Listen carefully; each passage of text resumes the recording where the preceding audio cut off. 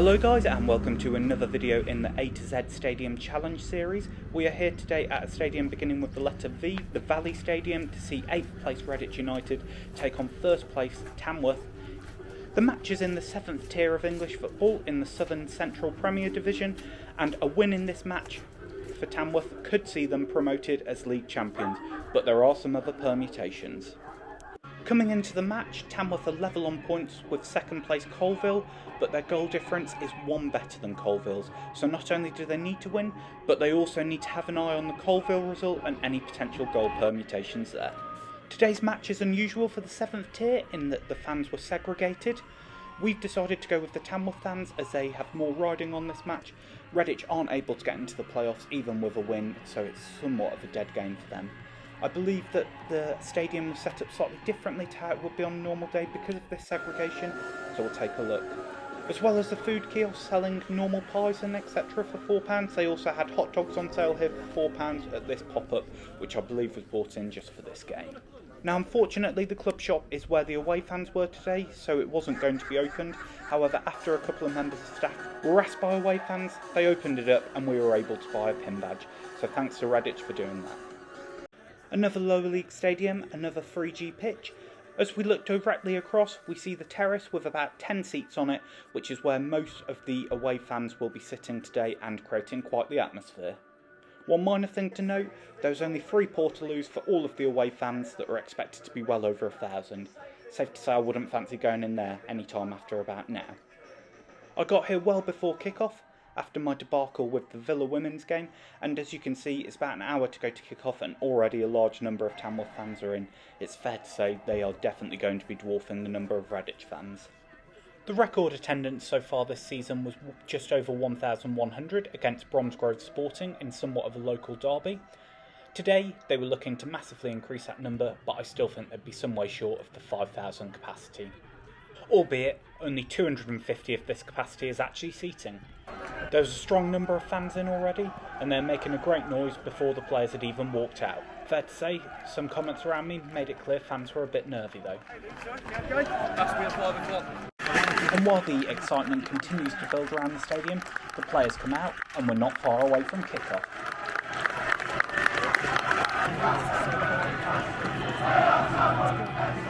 Fair to say the stand was now well and truly packed and it was generating a great atmosphere.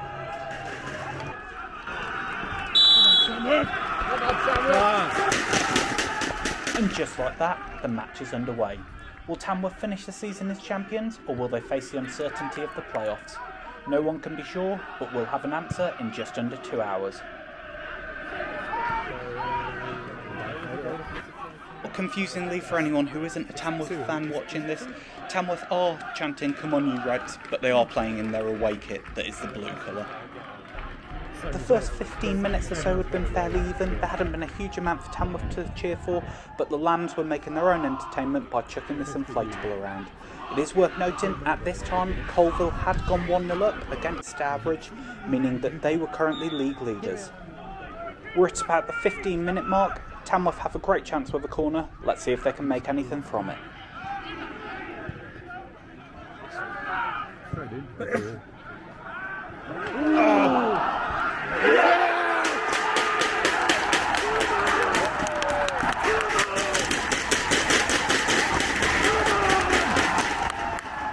This video, if anything, doesn't even do the celebrations justice, as Ty Deacon scores at the back post to put Tamworth back at the top of the league, and as things stand, they will be champions of the Southern Central Premier Division.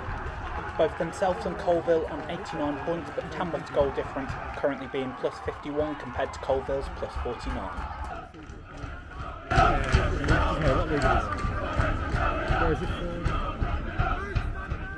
The Tamworth fans were fantastic throughout the whole game, and to be fair, given their small numbers, the Redditch fans were very good as well, but it's difficult to compete with the number of fans that Tamworth brought with them, and the party atmosphere that goes along with a potential promotion game.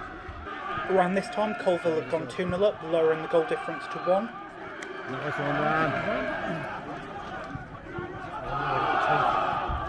Big shouts for a Tamworth penalty from the Tamworth fans, but nothing doing. After the first goal, Tamworth were well and truly in control of this match. Redditch didn't really offer anything, unfortunately. But it was a goal difference that could still potentially stop Tamworth becoming league champions and getting that automatic promotion. They were looking to get promoted back up to the Conference North they got relegated from in 2018.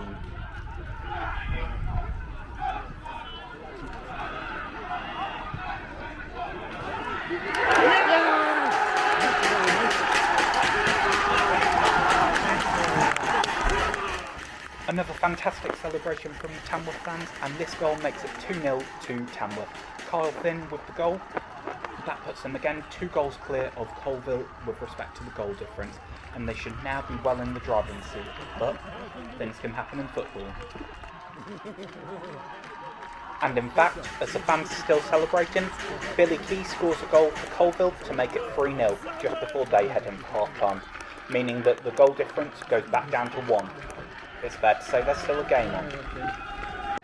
Quite a few of the Tamworth champs were anti-Nuneaton Borough. I didn't realise how big a derby this was, but maybe it shouldn't be a surprise as they had to play a match on Thursday night that was replayed behind closed doors because of fan problems.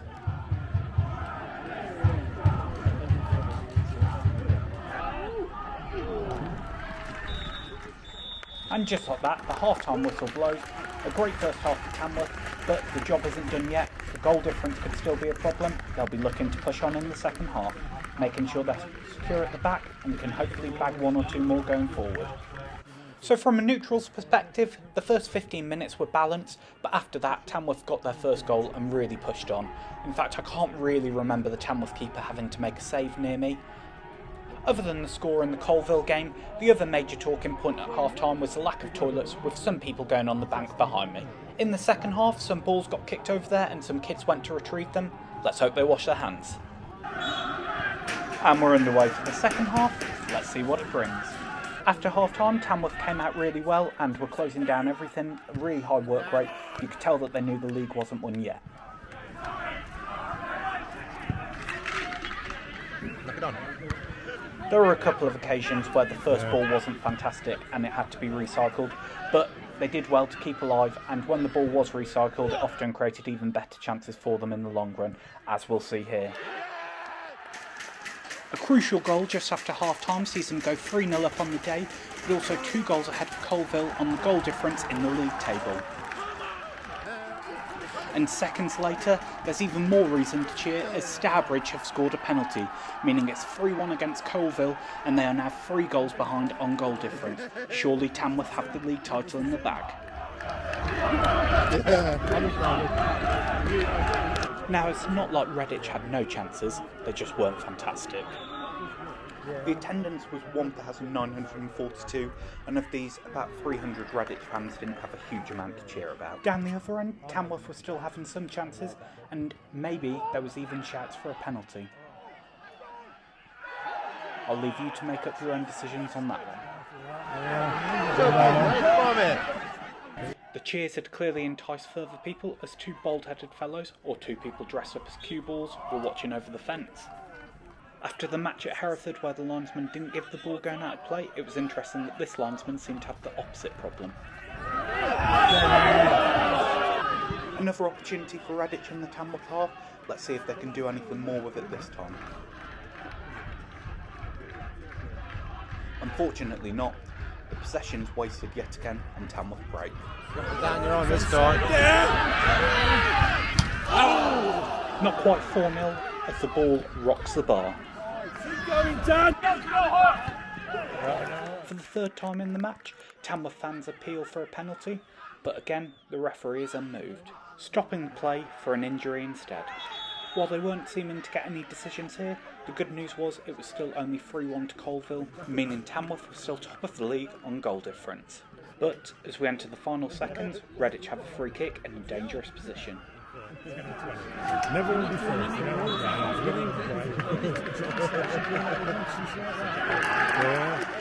A great clearance which means a lot to the Tamworth fans. Clear instructions from the fans and Alex duly obliges. As the match winds down, we're now just waiting for the final whistle. There it is. There had been shouts on the loudspeaker to not do a pitch invasion, but it was very clear that wasn't happening based on the reaction of the fans around me at the time.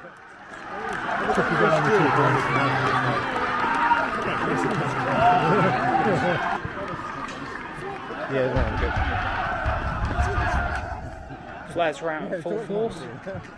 I'm fair to say that the fans going onto the pitch was ever increasing. The Tannoy announcement didn't quite work. All that's needed now to make it official is the full-time whistle at Coalville.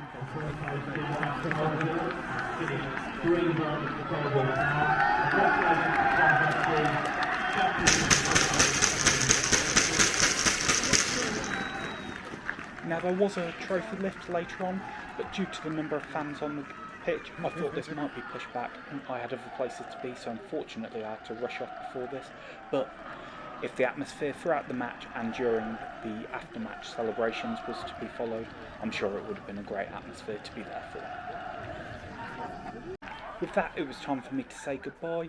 It was a cheaper one today, £12 for the ticket and £3.50 for the pin badge, meaning the total spend £15.50. If you did enjoy this video, please like and subscribe for more content, and now I'm going to show you what I got up to before the match for anyone interested. I live locally to Redditch and know that in the nicest way possible there isn't a huge amount to do, but before the match we went to Forge Mill Needle Museum and the Abbey Ruins. I didn't go round the Needle Museum, I think it was about £6.50. I was slightly worried that I'd go round it and it might be a bit pointless. We did go and look at the ruins. This was completely free to do. There's a nice walk around here as well, which we did. The ruins, it gives a bit of information about it and the abbey as a whole, but as a very rough overview, it was built by some monks in 1140. Redditch was the home of the Royal Enfield motorcycles until the factory closed in 1967. The most visible sites of this in Redditch are this building here, which has a plaque on the wall, as well as a motorcycle monument outside it. They are also looking to create a Royal Enfield museum, however this hasn't been created yet. And finally, the Wetherspoons in Redditch is called the Royal Enfield. What more could they have wanted when they created the brand in 1901? See you next time.